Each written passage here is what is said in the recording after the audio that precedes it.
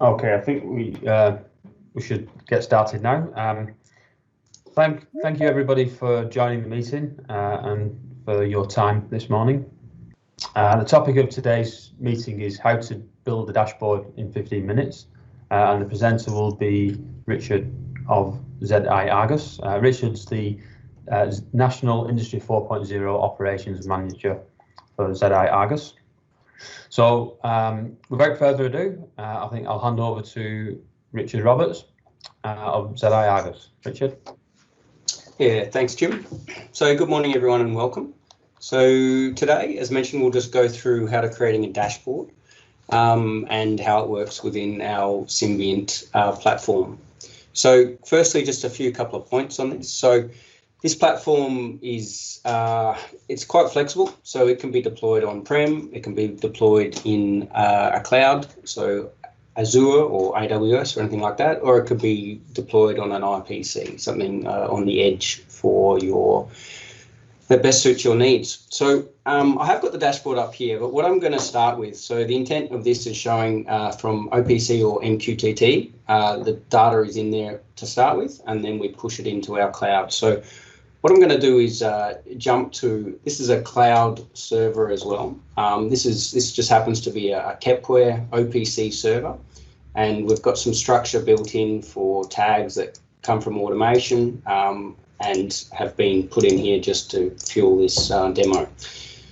So in this example that we're going to do today, we've got 2 plants and we've got 4 sets of equipment, and then each of those equipment we've got a condition monitoring sensor essentially. So this condition monitoring sensor conveniently comes from our pals over at Valve, and it does quite a bit. It's an IO-Link sensor and it hooks into a lot of data that you can pull back. So the base level data you get is humidity, pressure, temperature, and then you get peak-to-peak vibrations and magnitude vibrations as well. There is a hell of a lot of more data you can pull out of these things, but this is just the core sets of data. So in this example, we've got one of these on 2 different bits of equipment in this plant, and then over on this plant, we've got the identical ones logging there. So if I just jump over to the quick clients, I can see that I'm inside this plant here, and I'm looking at all those tags that are running essentially there. So we've got data polling here in our OPC server. Switch over to plant 2, we've got data polling here as well. Okay, so the source of the data is here. Obviously, you've still got the PLC. You need to set that IO up and get the PLC in and set up in here.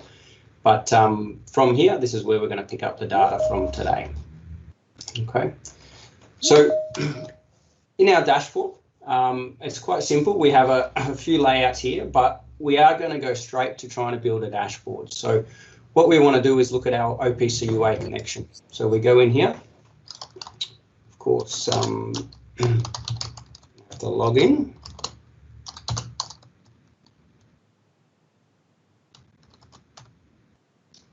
Okay, come back, go to OPC-UA. Now we've just set up this connection to the OPC source. So essentially it's got its credentials that we've put in, any other security that you need to set. We're connecting, it's on the same cloud server, although if it was networked, you would just ping to the IP address. A few other OPC settings and you're good to go. So once that's been set up and the network's available, you've got this now connection that's going to that OPC-UA source.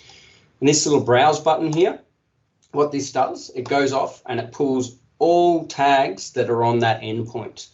Excuse me. So in this case, we've got 585 tags on that OPC endpoint. We've already added some, so that's why some look like that they've been added here in the on the right. If they haven't been added, they've got this symbol here just to say add. Now, when we add tags, we give it context. So this follows a S95 hierarchy, and that generally follows a structure of enterprise, site, area, process, cell, and equipment. Now, that's just a 5-tiered layer that you can browse through, but that could be anything that you decide that you want to do. So in this example, what we're going to do, we've got an enterprise set up here. We've set up these 2 plants to match. What I'm going to do is drill into plant 2, go into area, into cell, and I've got this equipment here, but I don't have any tags in there yet. So I want to add those tags in. So we're going to add those tags into this area, into this bit of equipment. And what we want to do is now search for those. So we can type here, we can type plant 2, and I can look for .eq-2.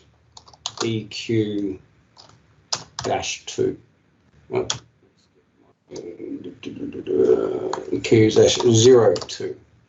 Okay, so what I can do here is extend this list, make sure I got all the tags. So at the moment you can see in the filter that I've picked up all those that are related to that. So we've got humidity, pressure, temperature, the different levels of vibration, and here as well with the magnitude. So when we're in this area, we can simply click add. That's added that single tag, and I can add whichever ones I like. Or I could say select visible tags, and it looks for everything that hasn't been selected, and I could add those. Or I could select all tags that match that particular search that I've got on there. So let's go ahead and add those. So right now I haven't really had to type anything. I've just clicked to browse for stuff and I've added. So these are now in there. Okay, so while we're here, what we'll do is we'll go up. Now, we haven't created here, but we're going to go create that other bit of equipment. Okay, so let's add that new unit in there, and let's call it P2 equipment 2. Put that in the hierarchy. Okay, so now that's there, and we want to add those tags in there. And I may have just accidentally put the equipment 2 in the equipment 1, but that doesn't matter too much. We can switch that around. So I will come back in here, search for 1. So I've put the tags in the wrong place, but let's not worry about that. Put these ones in. Again, I can go select visible tags, add them in there. Okay, so we've just added those 2 sets of tags into the 2 different bits of equipment. Okay, so we've got plant 1, which has plant 2 tags in it, and we've got equipment 2, which has plant 1 tags. Not a problem. Okay, so we've added the tags. That's it. They're in the system. There's nothing more we do. Now we need to go look at our dashboard. Okay, so let's come back to our home. In here, I've clicked on the dashboard. We're going to just create a brand new dashboard. So we're going to hit new, and we're going to call it demo dash.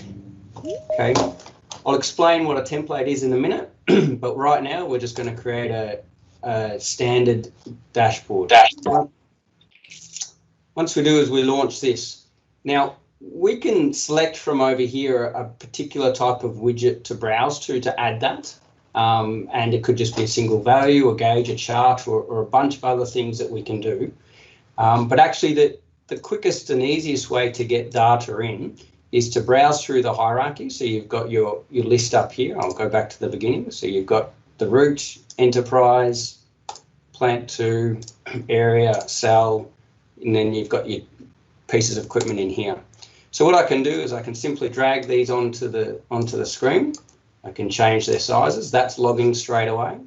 I can add pressure. I can add temperature. Put them on. And then this gives them their sort of default names. It saves you having to type them in.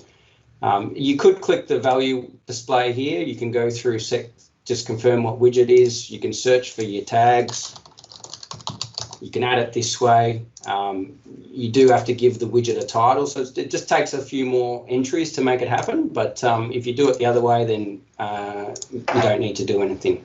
So I'll just hit save on that. So we've got 3 widgets, value widgets. So what we're going to do is we're just going to simply change one of these to a gauge. So let's call this a gauge. Let's call it pressure.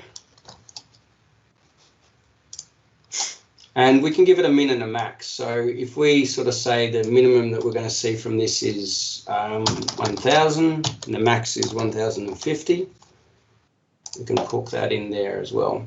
Okay, so you notice that's got some color changes to that as well. So back in the edit widget, you can play with these color settings. So you can select the tag that you're up for, and you can add some different color levels into here as you want, and you can keep adding them, and you can keep giving them different values as you want. But I'll just leave it as set up as default for now, and we'll go through there. Okay, so temperature. we might push that into a chart. Okay, we can change the grouping of this chart. So we can look at the resolution, how we want to look at it, whether we're looking at the maximum within that, say, minute or second, however we're looking at. So if I put that back to second, look at that'll give us the result within every second, the maximum value. And we can tweak the axes as well. We can customize the axes. So what we'll do is we will give that a title, hit finish, and then you can drag that out to the way that needs to be. And you've got your temperature logging there straight away. Okay, so what I'm going to do now is add a few more bits of data on here. I'm going to add this velocities in. Okay, and then I'm going to look at I'm going to add a bit of a report. So what I'm going to do is get a tag report to get these last values in over here. And hit tag report. I'm going to give it a title saying vibration. We're going to look for RMS tags. Now we want plant 2, cell 1. So we'll go RMS.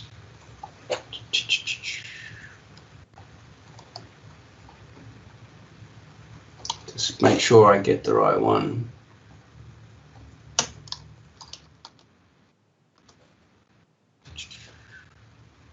This one. Okay, and I'm going to add the other ones in as well.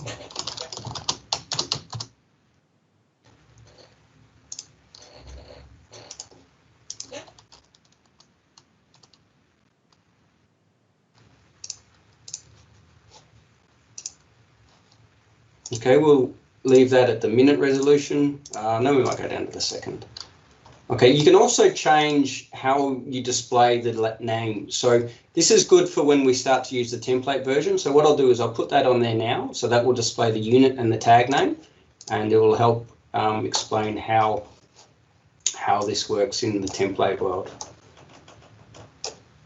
Okay, so as you can see now, we're straight away getting that data back. Now I can also change the default period that looks back. So by default, it goes for the last 15 minutes, but I can select a different period here that it looks back. It'll go update that and pull back that data and give you a lot more data as you progress down throughout the rest of the values. So what I'll do is let's change that to give us a bit better resolution to be minutes, maximum. We're going to do average, finish. And then that gives us the average every minute for those different values. Okay. All right, so I'll just hit save on that. Give me a quick second. So what I'm going to do now is, because we've got those other lines on there, that we want to be able to say, without too much trouble, be able to browse to, say, the other cell that we added in there. So we're going to go back to the dashboard page. We've got this demo dash here. We're going to edit that and we're going to make it a template. What this now means is that anything below a unit, that piece of equipment that has exactly the same tag format, will now just translate directly into this same template. So if we go back into that dashboard now, this up here now tells us that it's a template, and we're looking at the EQ1. Okay, so the little star means that we're going to save it always on this equipment number 1. But what I want to do is, without actually having to create the other dashboard, I'm going to browse the other bit of equipment. Now I know that I've created the tags the same because we set them up in Kepware and we labeled everything the same for those bits of equipment. So I'm going to click on that. And what that's done is that's just mapped the tags directly from that other bit of equipment. Okay. And you can see now it's looking at the P2 equipment 2 as opposed to equipment 1. So we go back up, we go to equipment 1, we can see this is looking at equipment 1 now.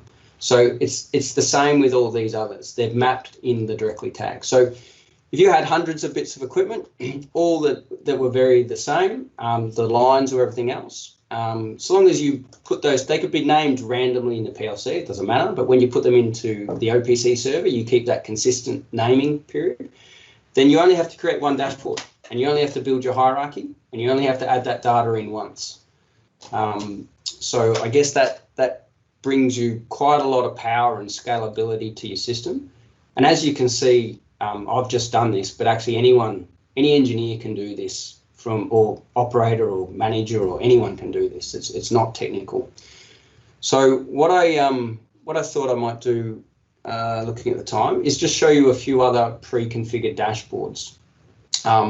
So also, we know that we've got those other plants. So the other thing that I can do is drill further up the hierarchy, go into plant 1 where I added tags earlier, come back down through this hierarchy.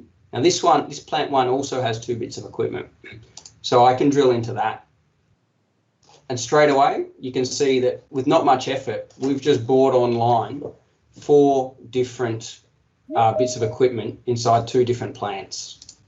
Okay, so I can flick over to this bit of equipment, which is inside plant 1 and not inside plant 2, and away you go. So it's quite powerful. I also created a slightly different version. So if I go back here, I've got a similar one that says plant, but it's just a slightly different dashboard. Okay, we've got a few different trends with the condition monitoring. You've got the vibration down here, how that is. You can also zoom into different areas to look at that data a hell of a lot closer and hover over it and see where it is. But again, I can just switch between different templates at a single click of the button. Okay, now this data is also, you can export the data to CSV. So you can hit CSV there, I'll double click that, give that a chance to open, and I'll bring that across. Richard, whilst you're doing that, we've just got a couple of questions coming in on the chat, please, which might be worth just throwing at you now. So the first one, can you set alert warnings within the software? Yeah, 100%. So these tags, anything that's streaming through the system, you can do it. So we have a different area for that. I'll show you exactly where that is. Let's go to the home. So we've got a control engine, and a good example is this one that's built here. What this does is uses our control blocks to run these alerts. So in this example, we've got an OEE block that's running the line OEE, and it's just simulated at the moment. So we've got a ramp function that's counting, and we've got a regex that we can input into here.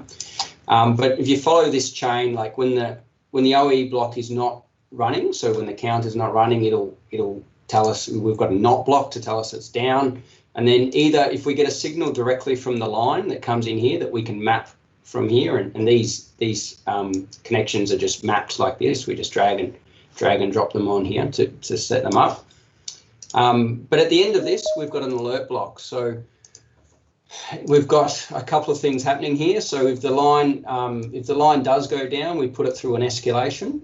Now that escalation block has a couple of different levels: information, low, warning, critical. And as it cycles through each one of these outputs, depending on what escalation level it is, it'll go to an email block, and you just have the recipient in here. I've taken them out because last time I did a demo like this, the guy put it in, I forgot to take out, and he kept getting alerts. But that also sets up an alarm. So this alert over here, not only does it fire off an email in the correct escalation, it also fires off an alert. And these alerts are events that get recorded. And as they trigger, you can then go back in and update the information based on those alerts, and then go view them historically. So yes, that's how alerts work, and they can be sent to groups and everything else. So it might look a little bit more complicated, but it's not too, it doesn't really. And you can also, from that front end, you can also trigger alerts directly off the tags themselves. Okay. Another quick question, Richard. What type of product inputs can the software handle? So I guess data types, I guess, is the question there. Yeah, so the key inputs at the moment, we've got OPC and MQTT. So MQTT is exactly the same. You can browse that broker.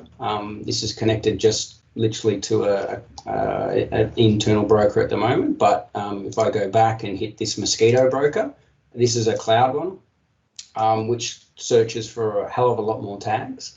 But you can see that's pulling up all those tags on the Mosquito MQTT broker, and we can add them into the system. So if I just go back to here, OPC-UA, it depends, that'll connect to 99% of legacy equipment. So, your Modbus, your Ethernet IP, serial stuff. So a lot of providers like Beckhoff and the like have their own OPC-UA and MQTT server. So you just get that extra bit of the license and then job done. It's really, really, I think it's like one line of code to hook it into OPC-UA and similar for MQTT. So we can hook into them directly. And a lot of other providers have these two options. But if they don't, you can just get like a Kepware OPC, and that'll hook into almost any protocol you can think of. We also have the REST API, which hooks into other cloud systems, so Xero or anything you can think of that we can, we'll hook into that directly. And host hooks into your servers. So we've got counters like your CPU, RAM, network bandwidth, all that sort of stuff streams straight in. And you can look at the disk utilization and the disk size. So if the disk ramps up too high, you can send an alert to tell someone, hey, you better go look at that. Now, another good one is the SQL connector. So I'll show you an example of that on the dashboard. I've got over here, if you think you might have Wonderware or RS Logics or something like that, alarms. So at the back end of that is just a SQL database. So all this is doing is looking at our SQL connection. So it's looking at the Wonderware database alarms. We've got a couple of other databases we can look at here. And you notice if I change the database, it actually changes the store procedures it finds. So if I go back to here, it brings up a different list of store procedures. So it'll look for them. You can select one, hit finish, and away you go. That gets the data straight away. And of course, you can export that. And there's also let me show you one more, which is a ports dashboard. So this has your standard tag report, which I developed before. We've got a T-SQL one, which means that if you know your database and you've got your connection, which is just from the settings page, you set up which connection you're hooking into, so which database, you can literally write the query here, validate it, or if someone gives you that query, that'll bring back the result set, and it'll bring it back here as well. So we also have advanced reports, which allows you to chart any of these columns just at the bottom of this report and display whatever you like, bar chart, line chart, whatever's available. I just don't have it in this particular demo. So they're the key data sources. But these four basically cover almost anything you can think of. Beautiful. Any other questions coming through? Nothing else at the moment. No worries. So I think we will open it up to a few more questions if people have them. Is there any more questions? And feel free to jump on the mic if you want.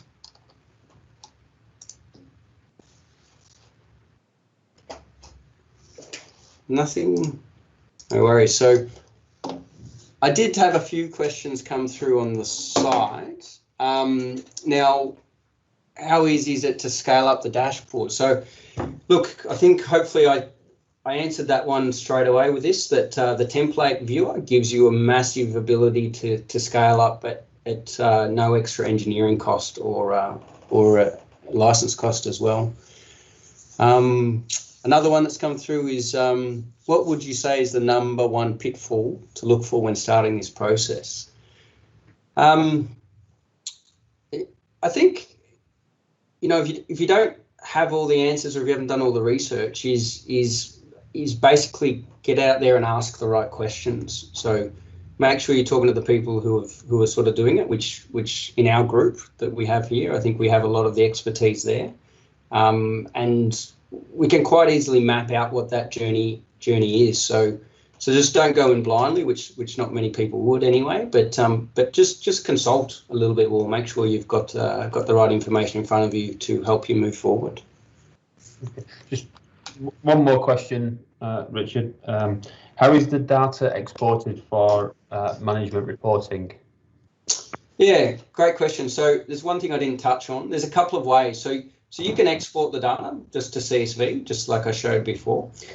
We have this share functionality as well. So you can click that share, you can hit copy link, and straight away I'll hit copy on that. I can just change my screen to be able to open up a new window. 11. So see, that's just brought up that dashboard. So not only can you just give them the direct link to that dashboard that they can open it anywhere in the network, it can also be embedded in your SCADA or in your HMI that takes URLs, or in your other applications. So if you have other applications that can take embedded URLs, then you don't have to have our front end. You can just set all different things up and embed it yourself. I don't have it in this demo, but we also have a schedule module that allows you to schedule a report, and you can get the dashboard sent to you plus the data, give you access. Now, you can also share a widget. So you could just share just this trend if you want. Copy that trend, go back here, apologies, whack it in there. And away you go. And now you've got that live trend just of that dashboard. So, it could be, you could have these different dashboards on boards, and it could cycle through the different URLs. There's plenty of options. So, yeah, hopefully that answers that question. Okay, I don't see any more questions coming in at the moment. But obviously, if you do have any questions, feel free to send an email to the Open IIoT Group or directly to Richard. Anything else, Richard, that you need to add before we close up? Yeah, there's a lot more that I can add. There's a lot of function blocks and things that I can go through, but I've just given our limited time. I think we'll leave it there. I'll just mention, you can see that we have these color limit things that we can put onto the widget. So within the widgets and the reports, you can directly put those highlighting alerts on there, and you can change and add as many as you want. So in a sense, without even logging an alarm, you can create a visual alert that will work for the operator as well. So that's also going back to the other one about alerts. It's just a different way of viewing it. But thank you for joining, and of course, get in touch if you've got further questions or queries. So the next session that we'll be running is on the 17th of September, again via a Teams platform, and that will be Nick from Beckhoff, who will be exploring supply chain options and how IIoT can help to manage your supply chain. So hopefully we'll see you back for that session, and anybody else who you think may be interested in that, if you spread the word for us. And thanks again, once again, for your time and your participation. Thank you.